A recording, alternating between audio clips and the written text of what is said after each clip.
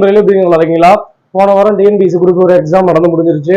So TNPSC exam நடந்து முடிஞ்சாலும் cut off அப்படி இப்படின்ட்டு இந்த ஒரு வாரமே ஒரு அலை மாதிரி அடிச்சுக்கிட்டு இருக்கு டிஎன்பிஎஸ்சியோட அலை அப்படின்னு சொல்லலாம். என்ன அப்படின்னா ஒரு சிலர் வந்து 175 கட் ஆஃப் வரும், 180 கட் ஆஃப் வரும், 185 கட் ஆஃப் வரும் அப்படி இப்படின்னு சொல்லிட்டு இருக்காங்க. அதெல்லாம் நீங்க வந்து மனசுல ஏத்திக்காதீங்க. நமக்கு நடந்து முடிஞ்சதாவே இருக்கட்டும். நடக்க போறது என்ன அப்படின்னு பாத்தீங்க அப்படின்னா டிஎன்பிஎஸ்சி அறிவிப்படி ஜூலைல குரூப் 1 இருக்கு, செப்டம்பர்ல கண்டிப்பா குரூப் டூ ஏஸ் எக்ஸாம் நடக்க இருக்கு. அதுக்கு மட்டும் நீங்க போக்கஸ் பண்ணாலே கண்டிப்பா எக்ஸாம்ல பாஸ் பண்ணிடலாம். சோதனை காலகட்டம், அதாவது எல்லாருக்குமே இந்த உலகத்துல பிறந்த எல்லாத்துக்குமே ஒரு கடினமான காலகட்டம், ஒரு சோதனையான காலகட்டம் இருந்திருக்கும். உதாரணமா சொல்லணும் அப்படின்னா ஒரு காடு இருக்கு அப்படின்னா அந்த காட்டுல மான்கள் தான் வாழ்ந்துகிட்டு இருக்கு. அந்த மான்கள் வாழ்ற காட்டுல தான் என்ன இருக்கு, புலிகளும் இருக்கு. ஓகேங்களா? ஏன்னா புலி வந்து மாவடிச்சு தின்றும். அதே போல ஒரு ஆறுன்னு எடுத்துக்கிட்டீங்க அப்படின்னா அதுல மீன்கள் இருக்கும்.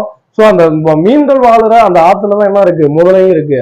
அது மாதிரி நம்ம இப்போ இந்த டிஎன்பிஎஸ்சி தேர்வுக்கு நம்ம வந்து போட்டித் தேர்வு படிச்சுக்கிட்டு இருக்கோம் அப்படின்னா ஒரு சில பேர் நம்மளை வந்து என்ன பண்ணுவாங்க அப்படின்னா என்கரேஜ் பண்ணுவாங்க, பல பேர் டிஸ்கரேஜ் பண்ணுவாங்க. அந்த டிஸ்கரேஜுக்கெல்லாம் நீங்க வந்து இடமே கொடுக்காது. என்னவா இருக்கணும் அப்படின்னா ஒரு போட்டித் தேர்வுல வென்று ஒரு அரசு அதிகாரியா இருக்கணும் அப்படிங்கிறத மட்டும் மனநிலை ஏத்துக்கிட்டீங்க அப்படின்னா கண்டிப்பா உங்களால எக்ஸாம்ல பாஸ் பண்ண முடியும். ஸோ இந்த வீடியோ நம்ம பார்க்க போறது என்ன அப்படின்னு பாத்தீங்க அப்படின்னா பாராளுமன்றத்துல வேலை வாய்ப்பு பெறுவதை பத்தி எப்படி அப்படிங்கிறத பார்க்க போறோம். இப்ப சமீபத்துல கூட லோக்சபாவுடைய தேர்தல் நடந்துச்சு. கிட்டத்தட்ட தமிழகத்துல வந்து தமிழகம் மற்றும் பாண்டிச்சேரியில ஒரு 40 தொகுதிக்கும் ஒட்டு மொத்தமா இந்தியா முழுவதும் லோக்சபாவுக்கான தேர்தல் நடந்துச்சு அப்படிங்கிறது நம்மளுக்கு நல்லாவே தெரியும். சோ இப்ப நம்ம பார்க்க போறது என்ன அப்படின்னா எப்படி அரசு பணி பெறுவது அப்படிங்கறத இந்த வீடியோ நம்ம பார்க்க போறோம். அதற்கு முன்னாடி ஒரு முக்கியமான தகவலை நான் சொல்ல போறேன். என்ன அப்படின்னு பாத்தீங்க அப்படின்னா ஒரே ஒரு திருக்குறள் தான் எப்பவும் போல, அறிவற்றம் காக்கும் கருவி செருவாருக்கும் முள்ளளிக்கலாகா அரண் அப்படிங்கிற மாதிரி சொல்லியிருக்காங்க. நமக்கு அழிவுகளிலிருந்து காக்கக்கூடிய ஒரு கருவி எது அப்படின்னு பாத்தீங்க அப்படின்னா அறிவுதான் அப்படிங்கிற மாதிரி அந்த 1 அடியில திருவள்ளுவர் சொல்லிட்டு போயிட்டாரு. ஓகேங்களா? சோ அதற்கு ஒரு எடுத்துக்காட்டா ஒருவருடைய கதையை நம்ம பார்க்க போறோம். யார் அப்படின்னு பாத்தீங்க அப்படின்னா அக்னியின் தந்தை, அக்னியின் முதல்வன் நம்மளுக்கு தெரியும். யாரு? அப்துல் கலாம் ஐயா அவர்களை தெரியும். இப்ப நம்ம பார்க்க போறது யார் அப்படின்னா ஒரு அக்னி புத்திரியை பத்தி தான் நம்ம பார்க்க போறோம்.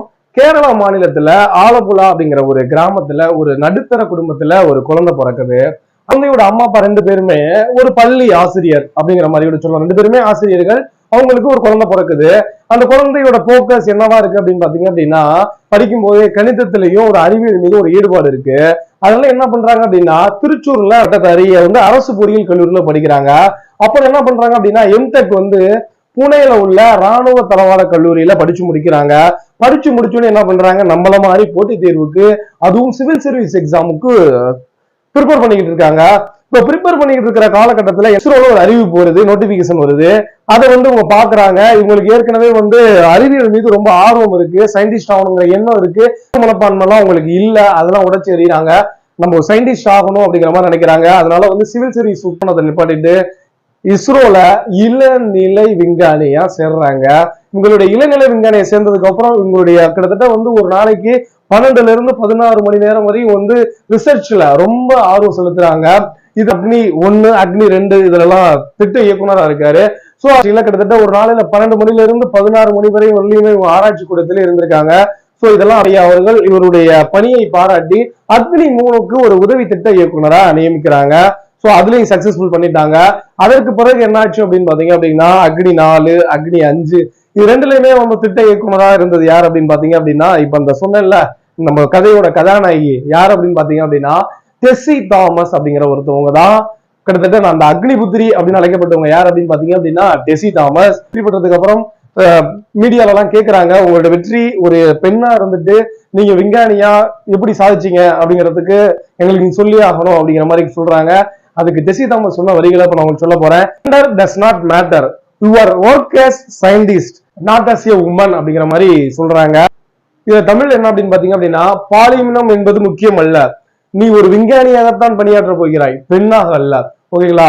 சோ இந்த ஒரு தாரக மந்திரத்தை பயன்படுத்திட்டு அதாவது ஆண்கள் தான் விஞ்ஞானிகளாக இருந்து கொண்டு இருக்கிற காலகட்டத்துல பெண்களாலும் சாதிக்க முடியும் அப்படிங்கிற ஒரு உச்சகத்தை தொட்டது யாரு அப்படின்னு பாத்தீங்க அப்படின்னா டெஸ்ஸி தாமஸ் அவர்கள். கல்வியோட பெருமையே அதுதான். எவ்வளவு துன்பங்கள் வந்தாலும் அந்த துன்பங்களை தொடர்ச்சி வருகிற அரணா இருக்கக்கூடியது எது அப்படிங்கிறது கல்வி. இதுதான் நான் சொன்ன திருக்குறளுக்கான உதாரணம் யார் அப்படின்னு பாத்தீங்க அப்படின்னா டெசி தாமஸ். ஓகேங்களா? சோ இந்த வீடியோ நம்ம பார்க்க போறது என்ன அப்படின்னா, பாராளுமன்றத்துல ஒரு வேலை இருக்கு அப்படின்னு சொன்னால, அது என்ன வேலை அப்படின்னு பாத்தீங்க அப்படின்னா, பார்லிமெண்டரி இன்டர்பிரட்டர் அப்படிங்கிற மாதிரி பேரு. அதாவது பாராளுமன்றத்துல மொழிபெயர்ப்பாளர், அவ்வளவுதான். ஓகேங்களா? இப்போ ஒண்ணும் இல்ல, கிட்டத்தட்ட வந்து லோக்சபா தேர்தல் நடந்துச்சு. இப்ப தமிழ்நாட்டுல இருந்து ஒரு 40, தமிழ்நாடு புதுச்சேரியில இருந்து ஒரு 40 பேர் தேர்ந்தெடுக்கிறாங்க. அப்புறம் கேரளால இருக்காங்க, அப்புறம் வந்து ஆந்திரா, கர்நாடகா, வெஸ்ட் பெங்கால், அந்த மாதிரி ஒவ்வொரு ஸ்டேட்ல இருந்தும் எம்பிக்களை தேர்ந்தெடுக்கிறாங்க. தேர்ந்தெடுக்கும் போது மேக்சிமம் ஒரு சில எம்பிக்களுக்கு ஹிந்தி தெரியும், இங்கிலீஷ் தெரியும், லோக்கல் ரீஜனல் லாங்குவேஜ் தெரியும். பாராளுமன்ற மீட்டிங்ல எம்பிக்கள் பேசுவதை மொழிபெயர்ப்பதற்காக ஒரு மொழிபெயர்ப்பாளர் இருப்பாரு. சோ அது எப்படி தேர்ந்தெடுக்கிறது தான் இந்த வீடியோல பார்க்க போறோம். ஓகே, என்ன அப்படின்னு பாத்தீங்க அப்படின்னா, நம்ம வந்து ரீஜனல் லாங்குவேஜுக்கு மட்டுமே நான் சொல்றேன். அதாவது ரீஜனல் லாங்குவேஜ்ல ஏதோ நம்ம தமிழ் படிச்சிருக்கோமா, நம்ம தமிழ்நாடா, நம்மளுடைய ரீஜனல் லாங்குவேஜ் எது அப்படின்னா தமிழ்ல யூஜி வரலையும் படிச்சிருக்கணும், ஆங்கிலத்துல எம்ஏ முடிச்சிருக்கணும். ஓகேங்களா? இதுதான் கல்வி தகுதி. யூஜி வந்து ரீஜனல் லாங்குவேஜா இருக்கலாம், ஆங்கிலத்துல பிஜி முடிச்சிருக்கணும். அப்படி இல்லையா, இளநிலை வரை யூஜி வரை இங்கிலீஷ்ல படிச்சிருக்கணும், பிஜி தமிழ்ல முடிச்சிருக்கணும். இதுதான் இதற்கான முக்கியமான கல்வி தகுதி. வயது வரம்பு என்ன அப்படின்னு பாத்தீங்க அப்படின்னா, ஜெனரல் டேர்ன்ல 35 வயசு வரையும் எழுதலாம். அப்புறம் வந்து ஓபிசி, எஸ்சி, எஸ்டி அவங்களுக்கு எல்லாம் வந்து இடஒதுக்கீடு இதுல உண்டு. வந்து மொத்தம் வந்து இதனுடைய தேர்வு முறை 4 ஸ்டேஜ் அப்படிங்கிற மாதிரி சொல்லியாச்சு. இதுல ஃபர்ஸ்ட் ஸ்டேஜ் என்ன அப்படின்னு பாத்தீங்க அப்படின்னா, ஓரேஷன் டெஸ்ட். அதாவது 7 தலைப்பு கொடுத்திருப்பாங்க. அந்த 7 தலைப்பை வந்து தேர்ந்தெடுக்கப்பட்ட அந்த மொழிபெயர்ப்பாளர் என்ன பண்ணணும் அப்படின்னா, அவருடைய ரீஜனல் லாங்குவேஜ்லயும் ஆங்கிலத்திலையும் உரையாற்றணும். இதுதான் ஃபர்ஸ்ட் ஸ்டேஜ். அப்படின்னு பாத்தீங்க அப்படின்னா, பிரைட்டன் டெஸ்ட். ஒரு அப்ஜெக்டிவ் டைப்ல அவங்களுக்கு தேர்வுகள் நடத்தப்படும். அடுத்த இடத்துல விளக்க சோதனை, அடுத்த ஸ்டேஜ் எக்ஸாம். இதுல இருந்து என்ன பண்ணுவாங்க அப்படின்னா, ஒரு டாபிக் கொடுத்திருப்பாங்க. அந்த டாபிக் வந்து ஆங்கிலத்திலையும் அவங்களுடைய லோக்கல் ரீஜனல் லாங்குவேஜ்லயும் வந்து மொழி மாற்றம் செய்யற மாதிரி இருக்கும். ஸோ இந்த 3 ஸ்டேஜை தாண்டினதுக்கு அப்புறம் என்ன அப்படின்னு பாத்தீங்க அப்படின்னா, இன்டர்வியூ. ஸோ இந்த இன்டர்வியூலையும் தெரிச்சு பெற்றாங்க அப்படின்னா, பார்லிமெண்டரி இன்டர்பிரட்டரா லோக்சபா, ராஜ்யசபா இதுல ஒண்ணு அப்பாயின்மெண்ட் பண்ணுவாங்க. வீடியோ நம்ம பார்த்தது என்ன அப்படின்னு பாத்தீங்க அப்படின்னா, பாராளுமன்றத்துல வேலைவாய்ப்பு பெறுவது எப்படி அப்படிங்கறத பார்த்தாச்சு. சோ நம்மளுடைய தினமும் டிஎன்பிஎஸ்சி எக்ஸாம் போக்கஸ் பண்ணி வீடியோ சப்போர்ட் பண்ணிட்டு இருக்கோம். இதுவரை நம்மளுடைய சேனலை சப்ஸ்கிரைப் பண்ணிக்கோங்க. நன்றி.